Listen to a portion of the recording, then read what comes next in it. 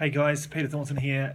Just doing the national appeal that's set up by Mike Brown by New Zealand Spinal Trust. Really great initiative. So let's get into the question. So first of all, what happened? So back in 1997, 20 years ago to this year, I fractured my neck playing rugby for my school, Rangitoto College, down in a tournament down in Rotorua against Western Heights. The scrum collapsed and their front row and their forward pack pushed with my neck in between my prop and my hooker's legs, and it basically buckled my neck and snapped it, which was obviously very tough time, and it had a fracture around the C2, so quite high up on the vertebrae, and was sitting here now, fortunate to have made a full recovery. Still have some issues with my neck every now and then, but generally speaking, I can't complain. I was very fortunate, and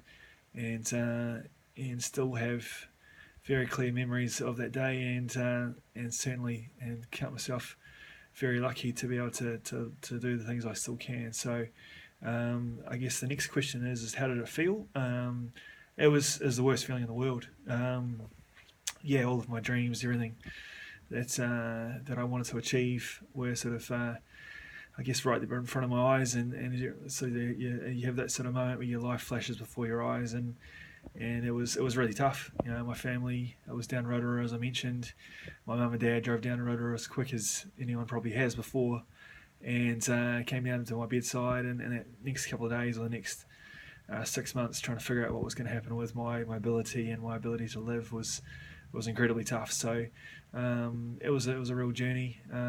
Had obviously a really hard time. I got back into rugby again, which was some would say was pretty crazy, but it was in my blood. My grandpa's an All Black, and my dad played rugby for counties as well, so it was something I always wanted to try and do. And at the time, feeling it was a terrible feeling, and one that I'll never forget. I'll never absolutely forget that feeling of lying there on a wood board, strapped down to it, and the doctor saying to me, "Look, your life's never going to be the same again." So, as the editor of the Spinal News, I can certainly appreciate what people are going through when they hear that speech, and I guess I like to, try and apply some of that empathy and some of the stories and a sense of understanding. I never can have obviously that full understanding of what it's like, because I've been fortunate with my life, as I say, and I'm not sure why it is for me and not for others. So, the reason I love this magazine and love being part of this organisation so much is to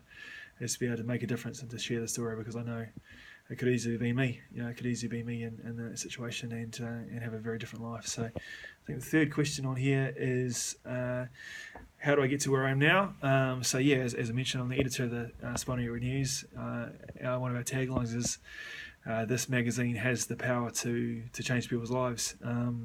I guess that's where I am now. I also work for New Zealand Football as their media and comms manager. I've had a life of being around sport, and as I say, my neck is still it's pretty good. I still have some issues with it every now and then if I play golf, or if I have any contact sport or anything like that. It gives me some issues sometimes, but generally speaking, it's pretty good.